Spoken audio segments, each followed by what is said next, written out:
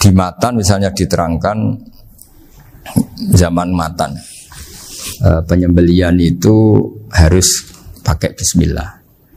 Kalimat harus ini harus dengan arti taruhan sah tidak sah, apa harus sebagai etika, apa harus sebagai supaya kebiasaan baik ini bertahan. Saya ulang lagi ya, misalnya Pak Arifin dawuh teng jenengan cung nak nyembelih pitik kudu maca bismillah.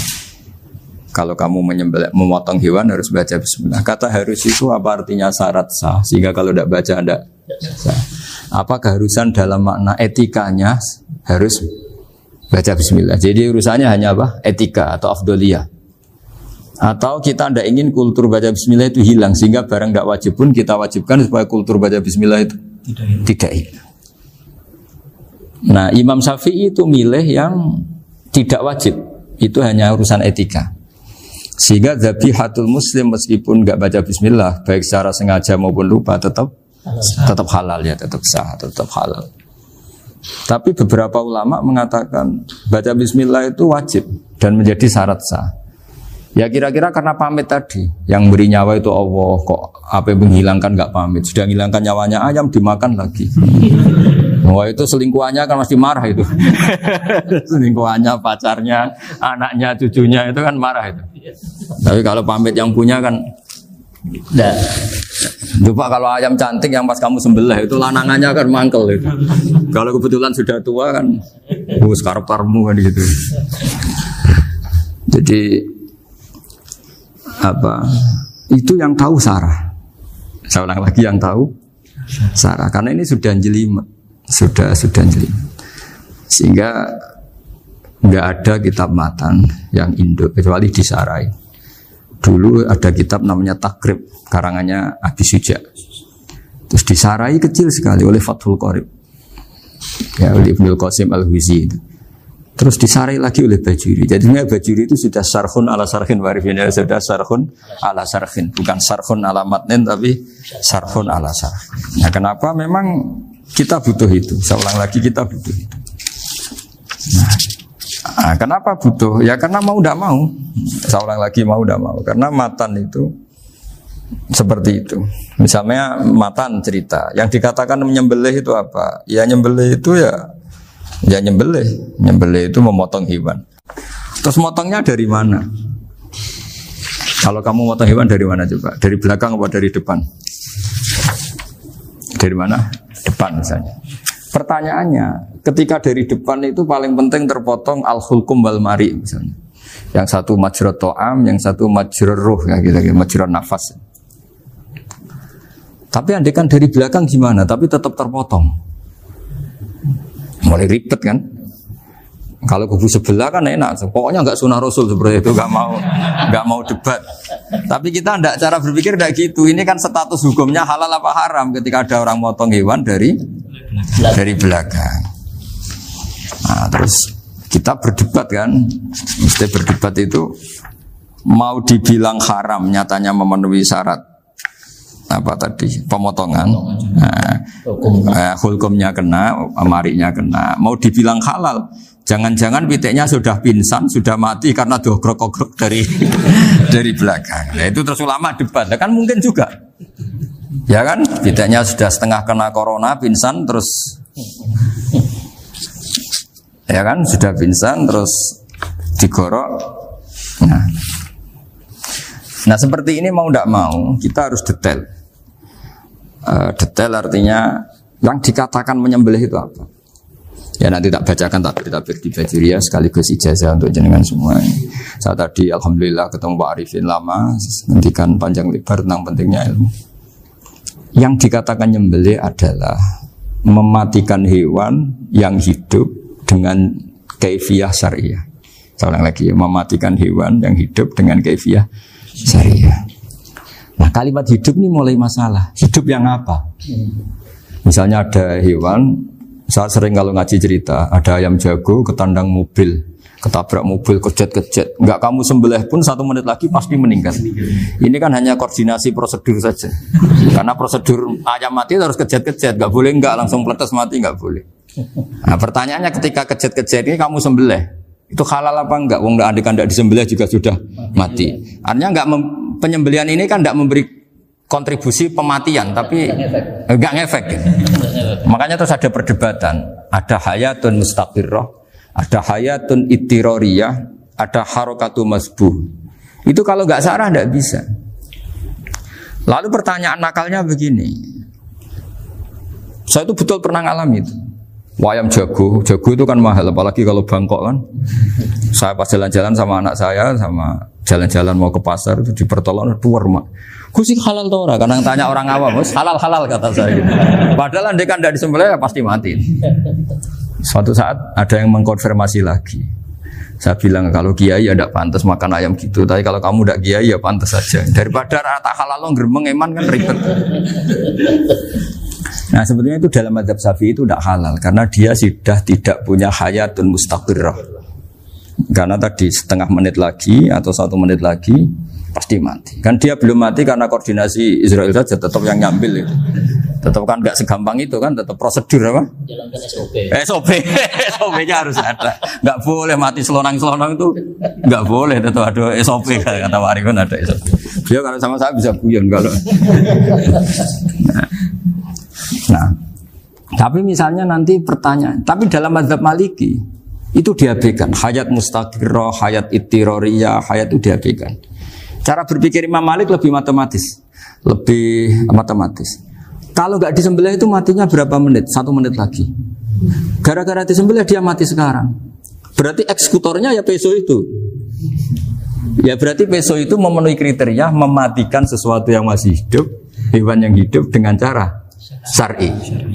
Jadi andai kan ada rapat malaikat, matinya karena apa? Karena peso apa karena kecelakaan? Karena peso. Ya kan? Ya. Karena kalau nggak tanpa peso nunggu 1 menit, gara-gara disembelih langsung jadi sekarang. Nah karena hukum halal ini yang menarik dan menguntungkan. Di bab ini orang jadi Malikiyah semua. Mana maksudnya ya? Jadi kita ini sebetulnya Syafi'i pecundang gitu. Syafi'i partai politik. Jadi kalau sedang tidak menguntungkan ya kata siapa kita Syafi'i banget? Tidak juga itu. Ya, jadi karena tadi ya kalau pada level perdebatan ulama itu ada tadi ya, ada seperti itu, ada hayatun mustaqirrah, ada hayatun ittiroriyah, ada harokatul masbuh. Jadi tak baca ya supaya dapat barokahnya ulama ya. Jadi tak baca redaksinya ini di halaman, terus kitab ini saya tinggal sebagai amal saya, keluarga saya, sebagai penghormatan saya sama Habib Ali, Habib Qures, Habib Hussein semuanya, Pak Arifin dan Bismillahirrahmanirrahim. Wa'alam, ini halaman 562, ikutnya bab kitab Ahkami Sayyidi wa Dzabai. Ya, jadi nanti yang mungkin kalau beda halaman cari di babnya kalau beda halaman cari di babnya. Karena kadang beda halaman warifinnya. Kalau cetak sekarang enggak. Beda.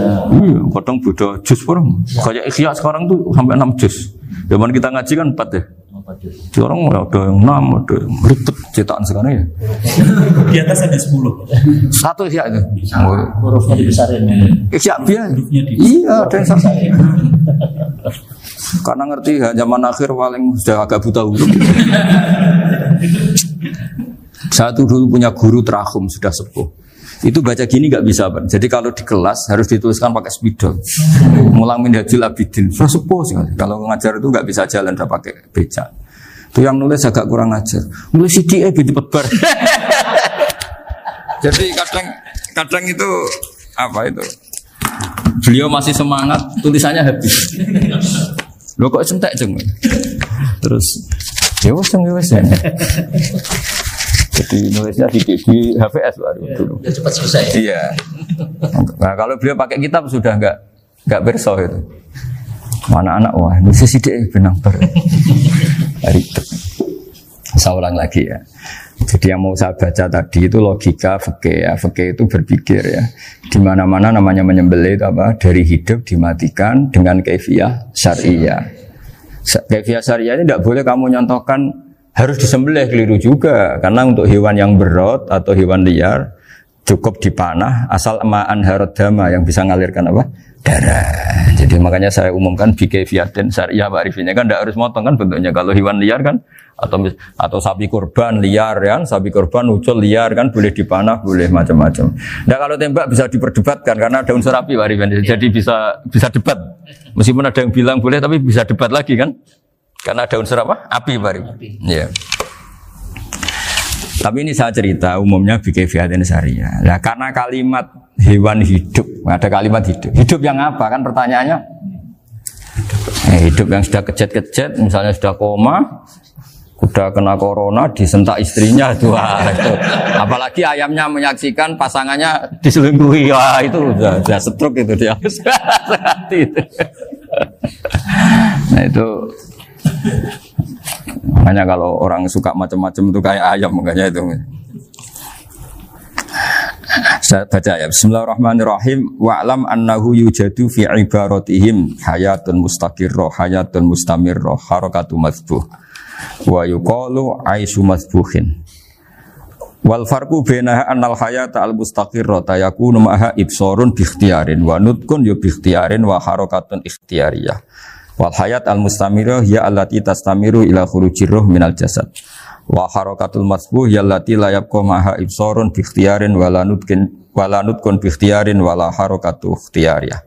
Bal yakun maha ibsar wa nutqun wa harakatun ibtirariyah ini. Wa ba'duhum farraqa bainahuma. Sampai saat terus ini.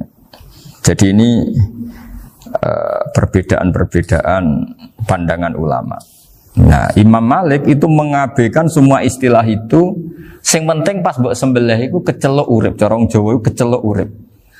Cek hayat mustaqirrah, cek ittirariyah, cek harakatu masbuh, pokoknya kecelok urip. Ini kecelok urip bisa dibilang masih hidup. Karena kalau bisa dibilang masih hidup, kamu sembelih, tetap nanti rapat malaikat kira-kira gitu. Ini matinya karena apa? Karena kecelakaan. Oh, kalau kecelakaan 1 menit lagi matinya dong. Tapi kan matinya sekarang ya karena disembelih. Nah tadi saya bilang sebenarnya mazhab Syafi'i itu tidak seperti itu. Karena Imam Malik menghalalkan, biasanya penggemarnya lebih banyak. Di bab bongso halal itu kan penggemarnya masih banyak. Tapi ya sudahlah, itu masih ahli sunnah karena salah satu dari mazhab. Tapi logikanya juga masuk. Jadi kita bukan sekedar taklid ke Imam Malik, tapi kalau kita ikhtiyat ikut Imam Syafi'i ya monggo, karena mungkin secara medis karena mengalami seperti itu mungkin tingkat kesehatannya apanya sudah ya sudah lah, yang penting makanya terus orang Jawa pinter nak PTE jago ya halal, nak cilik enggak lah. Itu kan ibarat perdebatan antara kepiting sama yuyu. Yang menghalalkan kepiting itu mengharamkan yuyu. Tahu yuyu yang kecil di sawah ya? Tak tanya, kenapa yuyu halal? Karena amfibi Gus, bisa hidup di dua alam. Memangnya kepiting enggak? Oh beda. Ternyata beda maksudnya. Eman Gus kalau haram. Eman kan kalau yuyu haram kan enggak ngefek kan kecil. Ini mufti kok. Oh, udah kadang halal, udah kadang makan selama ini. Iya, selama ini udah kadang makan itu. Makanya banyak kiai yang mengharamkan kepiting sebetulnya, tapi minoritas kan? Minoritas. Tapi yang mengharamkan yuyu mayoritas, wong kecil aja. Jadi kita ribet ikut siapa? Gitu. Kata siapa? Ahli fikih gak mikir untung rugi. Makanya saya ini bingung, jadi saya ini kan kiai ya, kiai betul. Susah kadang jadi kiai. Sebagian guru saya itu mengharamkan kepiting. Nah kalau kayak dolan di daerah Juwono Mas Nafis daerah itu. Penghormatan tertinggi santri itu kalau nyugoi kiainya kepiting karena itu makanan termahal. Bingung kan dia? Mau tidak makan itu kayaknya dipersiapkan betul Pak Rifan. Sudah ada effort ya. Warna nyari yang mahal kan. Mau makan itu sebagian guru kita mengharamkan. Akhirnya ya ad-darurat tadi. Makan sekadarnya. Kalau saya habis 3 pasti israf. Kalau habis 1 prosedur hormat yang nyugui. Itu susahnya jadi kiai. Kalau kamu kan tidak kiai, mumpung gratis. Enaknya gak jadi kiai kan itu Mas. Pertimbangannya mumpung gratis. Sudah gitu masih mun dibutuh mawon, makai dibutuh mawon. Oh digawa tenan. Tapi sebetulnya ada sisi naif dari yang bilang halal tadi. Ketika yang bilang hal naif itu versinya, tapi ya nggak apa-apa, semoga dimaafkan Allah. Naifnya tadi, tapi saya tidak tapi itu masalah khilafiyah ya. Semoga yang mengatakan halal juga benar, karena punya perhitungan iman tadi. Tapi yang bilang halal itu tak tanya, itu halal apa haram? Lucunya jawab haram semua. Ini bahasa Indonesia nggak ada kayaknya. Tidak tahu juga saya apa. Yang penting paham, tapi yang kecil itu. Itu kalau diharamkan nggak ada yang protes ya? Nggak ada. Tapi kalau kepiting? Ini pakai model apa? Coba Pak. Kalau alasannya amfibi, yuyu sama kepiting sama enggak? Kalau alasannya amfibi, hidup di dua alam. Sama-sama. Sama-sama. Kenapa kepiting jadi halal? Lebih bernilai. Ini juga mufti model baru. Mungkin muftinya menghalalkan itu. Iya makanya. Kan jadi kayak tadi ayam jago tadi orangnya tak tanya akhirnya. Andekan yang kecelakaan itu ayam kecil. Kamu tanya saya enggak? Ya enggak, aku langsung tak buang. Kan langsung dibuang. Berhubung ayam besar. Eman kan. Tapi nurani aja sebetulnya protes. Nyembelih kleket-kleket terus. Kadang kan apa kejet-kejet itu sudah tunggu SOP cara Pak. Ya tapi apapun itu ini ilmu harus didengar ya supaya sampean tahu ya, ada hayat mustaqirrah, ada hayat mustamirrah, ada hayat ittirariyah, paling enggak kita ngerti lah. Karena nanti di bab B ya nyun sewu di bab apa B itu ya nanti nggak sahnya karena apa? Tidak mutamawal. Misalnya saya punya utang sama Pak Arifin ayam jago, tak bayar dengan jago yang mengalami kehidupan sudah seperti itu, kan tidak sah. Meskipun itu hidup tapi sudah tidak hayat yang mustamirrah, tidak normal. Jadi ilmu itu apapun tidak cocok kita karena beda mazhab misalnya, tetap sebagai apa? Ilmu. Jadi jangan pernah anti ilmu meskipun kita tidak cocok. Dulu saya itu heran sama Abu Hanifah karena membolehkan merujuk wakaf. Wakaf itu kan nggak boleh ditarik kembali dalam mazhab Syafi'i dan hampir semua ulama bilang gitu. Tapi kalau kata Abu Hanifah, jika nazir yang nerima itu tidak sesuai rencana kita, keinginan kita, itu boleh narik kembali. Fa innal waqfa atiyatun mahdhah, kata beliau. Wakaf itu ya pemberian normal saja. Suatu saat ada peristiwa gini Pak Arifin ya, ada orang kaya raya mewakafkan tanah itu senilai kalau nggak salah itu 60 miliar. Singkat cerita beliau bermain apa gitu, bisnis apa itu bangkrut, kemudian itu belum disertifikatkan wakaf, kemudian nggak ada yang disawang coro Jawa, nggak ada yang dilihat, terus mau dibeli sama nyuwun sewu sampai yang mau beli yang mampu itu non muslim. Singkat cerita ada orang kaya muslim yang mau beli itu tapi ada problem karena itu wakaf. Tapi kalau nggak dibeli itu malah dibeli non muslim. Tanya saya jawab nggak apa-apa dibeli saja.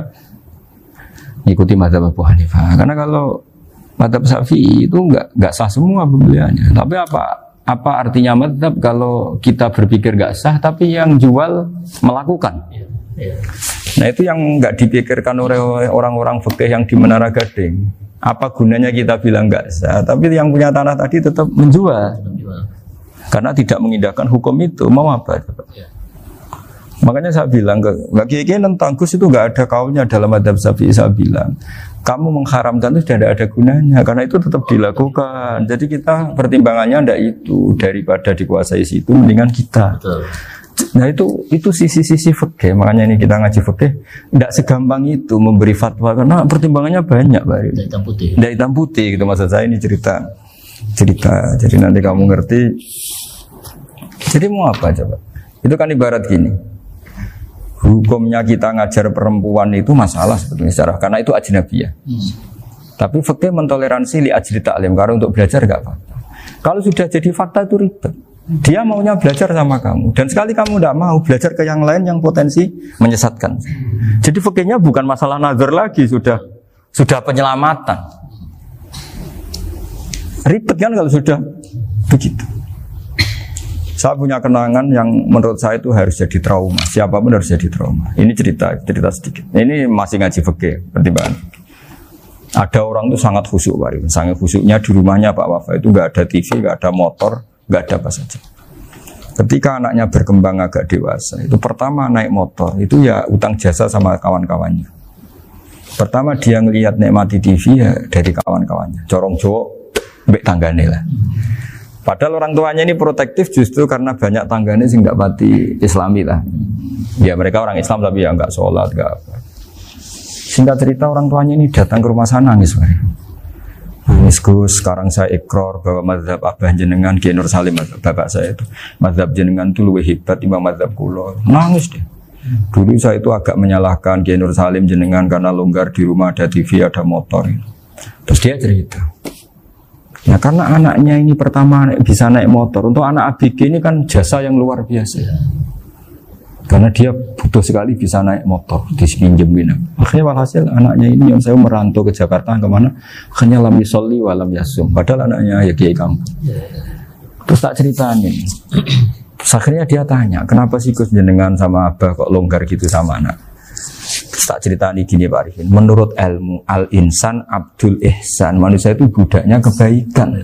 Karena utang jasanya sama anak ini, ya dia akan ainut anak ini. Sementara kenangannya mbek jenengan mbok amui. Tidak boleh. Dia baru ngakui ya Gus saya itu nyun sewu hanya khusyuk tapi kurang ilmu. Tadi dia hanya berdasar khusyuk. Bocah kok main TV kan pikirannya hanya gitu.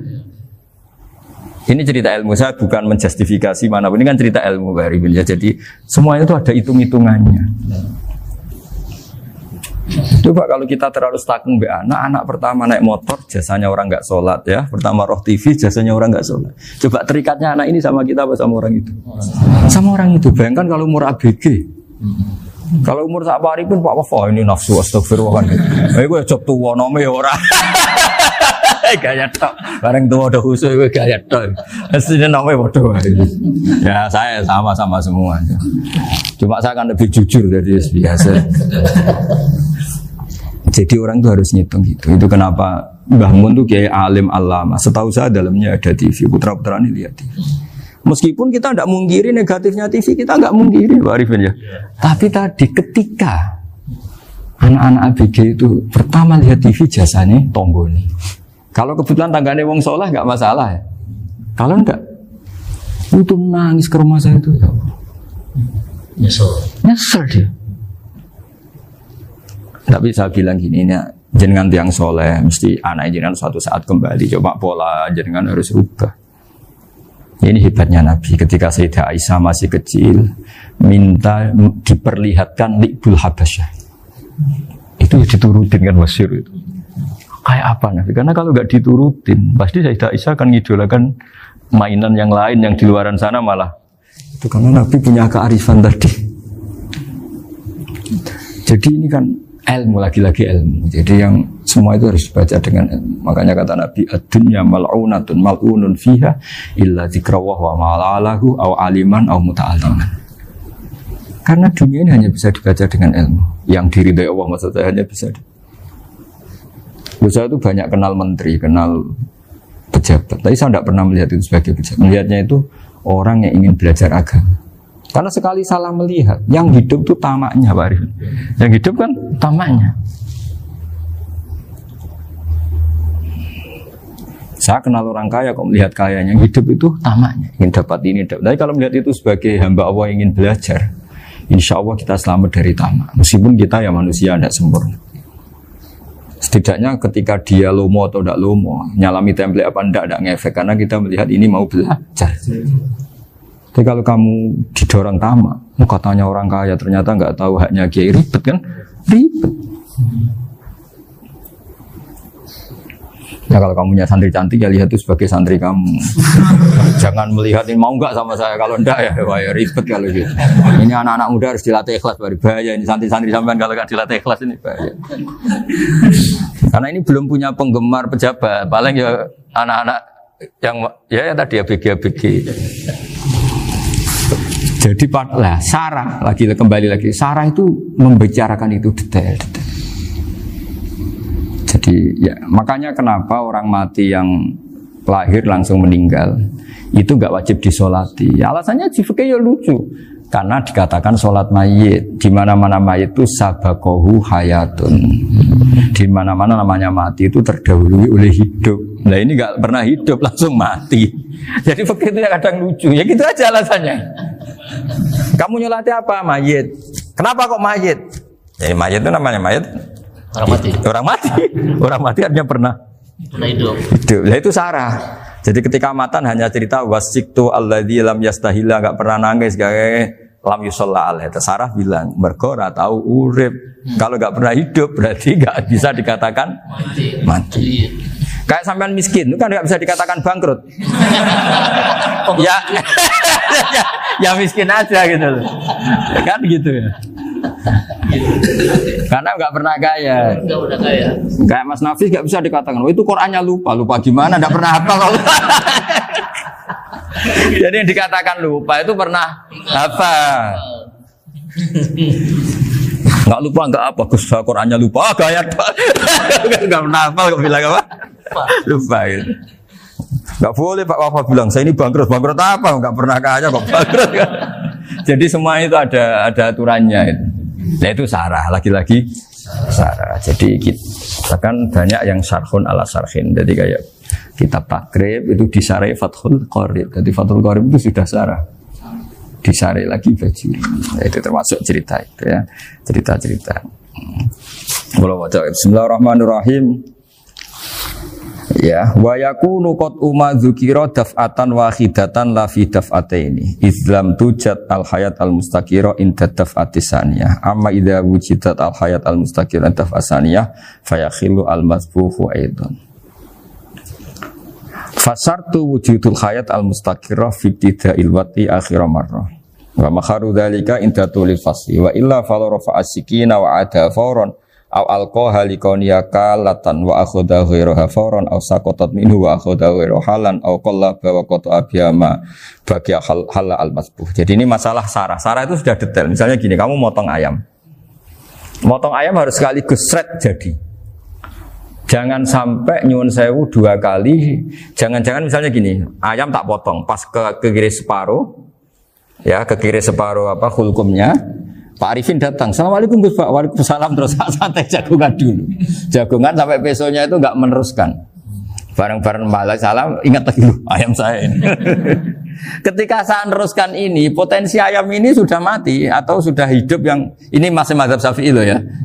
Atau sudah hidup yang sudah tidak normal. Artinya apa? Penyembelian kedua yang mengeksekusi tadi sebenarnya mengeksekusi barang mati.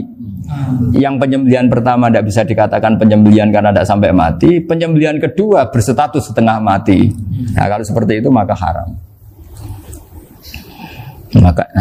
Kecuali itu dilakukan secara fauron. Fauron dicontohkan nyembelih ternyata pesunya kedul terus ngambil yang lain, tapi fauron langsung atau terjatuh ngambil langsung. Ya, itu boleh karena ditoleransi. Tapi kalau kalam ajnabi kata tadi omongan Pak Arifin. Seperti Pak Arifin, alhamdulillah sih. Jaminan mau rawuh. Cari ayamnya asem mana? Ini harus sebar. Ini orang ngapur betul. Jadi, lah itu sarah. Bicara sampai detail itu sarah. Jadi ada sekian kemungkinan. Jadi termasuk yang diandaikan apa? Nah, hayat mustaqirah itu batasnya yakunu maha ibsorun biikhtiarin wa nutkun biikhtiarin wa harakatun ikhtiyariyah. Hayat mustaqirah itu kalau dia betok-betok itu ya karena karepnya.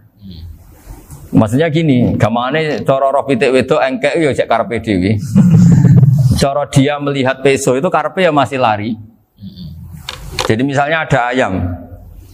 Ayam kita sembelih baru luka sedikit. Belum sampai andaikan dibiarin ya mungkin suatu saat sembuh, luka. Terus melihat kamu lari ketakutan karena kamu dianggap gladiator, killer lah. Nah itu berarti punya hayat mustaqirah. Tapi sudah kalau kamu sembelih karek ngeriwit, roh kowe serawedi, ya kan? Mau demo ya sudah enggak berkutik, ya dia berarti tidak punya hayat mustaqirah. Gitu. Ya batasannya itu Joro. Nah. Dalam mazhab Syafi'i, syarat sahnya penyembelihan harus hewan itu punya hayat mustaqirah. Nah ini sarah ya, jadi sarah itu lebih jelimet. Nah makanya kenapa tidak boleh nyembelih pakai yang tumpul Mas Nafis? Takutnya ayamnya itu ngalami dohtoh, atau kok ditekek. Misalnya sama nyembelih pakai peso tumpul, ini kini ketekek, takut. Kan dia misalnya ayamnya jantungan, roh peso wis setruk kan, udah gitu ketekek. Nah itu mati dulu pasti itu. Siksa. Jadi pas diongok-ongok dia sudah mati. Jadi nanti kalau di akhirat, sebetulnya saya sudah mati loh, ngawur. Wah, apalagi nganggo keris naga sasra. Wah, itu sudah gereng sakti kan diginikin tok sudah mati kan? Makanya bahaya nyembelih pakai keris-keris sakti karena sebelum terpotong sudah mati saking saktinya apa? Keris itu misalnya gitu. Baru nempel. Makanya nanti suatu saat ada pertanyaan ini, boleh enggak nyembelih ayam orang yang rainya itu sangat? Wah, itu haram. Kena. Oh, itu mesti mati dulu. Kumisen tatonan apa? Ya bodoh. Iya kayak algojo. Ayamnya jenis apa? Stroke ya? Jenis penakut. Pas mau disembelih, tidak mati. Jadi hati-hati ya nyembelih ayam. Jadi kalau orang kampung Pak Arifin ya, orang kampung mudin kampung. Mungkin kalau orang kota sudah nyuwun sewu gak peduli. Kalau orang kampung itu. Apa itu Pak Arifin? Kalau nyembelih jago itu sampai apa itu? Ilatnya dikeluarin dulu. Oh iya. Apa ya? Iya, karena takutnya katanya beberapa yang kaget itu kelek apa? Ketelan. Iya ketelan ya. Ya itu ya ada kearifan gitu, tapi ya terlalu ya menyiksa ayam. Tapi memang potensi katanya Pak Arif. Katanya yang ahli-ahli itu ya. Jadi kalau dia jago ya mau disembelih, saking takutnya itu. Kalau orang Jawa kalau takut kan yang ngelek itu ya. Orang Jawa loh ya. Itu kalau orang takut kan kadang apa kayak. Nah ayam itu nak ketakut. Kadang ininya terus apa? Lidahnya masuk. Akhirnya pas disembelih ini nggak kena. Nah, makanya terus banyak mudin yang punya ikhtiar tadi. Pernah lihat apa yang ayam jago itu? Ilatnya ya, itu ya tidak wajib cuma tidak bisa kita salahkan. Tapi kata penyembelih yang ini tak tanya eksekutor yang lain, pokoknya rodok dipenegus. Iku seraiso. Saya belum pernah nyembelih ayam karena ini kan selain nggak profesi saya juga nggak mentolonan saya. Tapi ini beberapa kefiah ya, yang penting kita tahu ilmunya. Yang paling pokok itu qatul khulqum wal mari. Ya kira-kira dalan sing digo nafas sama digo makanan tadi. Ya tapi itu tadi caranya semua itu harus mengalami atau masih punya hayatun mustaqirah. Nah, takutnya dalam konteks nyembelih yang apa tadi? Saya bilang separuh tadi. Itu jamnya normal enggak itu sudah jam 11 ini? 10. Oh, jam mati almarhum itu. Itu enggak halal disembelih itu sudah maitah ya. 10-14 kan. Iya. Ya makanya saya bingung ya jam. Ya jadi itu Pak Wafa ya pentingnya sarah itu seperti itu. Matan itu kan asal nyembelih saja. Tapi di sarah diterangkan jangan hanya nyembelih, yang disembelih harus ada hayatun mustaqirah karena dikatakan penyembelihan adalah menghilangkan nyawa dengan cara yang syar'i. Nah, kalau nyawanya saja sudah hilang bukan nyembelih gitu. Nah, potensi itu ada ketika jago kamu sembelih pakai yang tumpul. Ini ada dokhtoh. Loh, hewan itu juga kayak manusia loh karena punya hati. Ketika takut saja mati. Nah, takutnya ulama kan ini ngalami dokhtoh. Kayak orang ditekek kan mati kan. Ditekek kaget. Contoh gampang gini. Orang ditekek perempuan kemungkinan mati itu kecil. Karena murni hanya ngalami pernafasan. Tapi nak ditekek wong gagah tatonan kan terus dua reaksi tubuh. Takut sama gak bisa bernafas. Itu kan lebih cepat apa? Mati. Kira-kira kan gitu. Nah ini sudah takut dongok-dongok itu kan nyiksa. Saya sering ketemu orang yang ahli nyari ular, nyari apa. Itu ya gitu. Filosofinya sama seperti orang perang. Harus bikin takut. Iku kewan Gus nak disuwentak iku telelekan, jadi telelekan iku apa Pak Anda bicara bahasa Batawi ini? Orang kaget terus terpaku itu. Teorinya Khalid bin Walid kan gitu. Kalau perang supaya musuh takut. Kamu tahu kami siapa? Ayat jina biqaumin yuhibbunal mauta kama tuhibbunal hayat. Kita ini bawa pasukan yang mereka mencintai mati kayak kalian mencintai hidup. Pasukan kami ini darwis, berani modar ya wis gitu. Kira-kira gitu kalau bahasa Jawa itu. Berani mati. Akhirnya musuhnya kan nah, di antara syaratnya perang kan gitu, harus bikin musuh itu takut, gemeter. Nah istilah lelekan itu gampang gitu loh. Lelekan itu pokoknya tadi loh Arifin, kepaku tadi. Agak berkutik. Faham ya?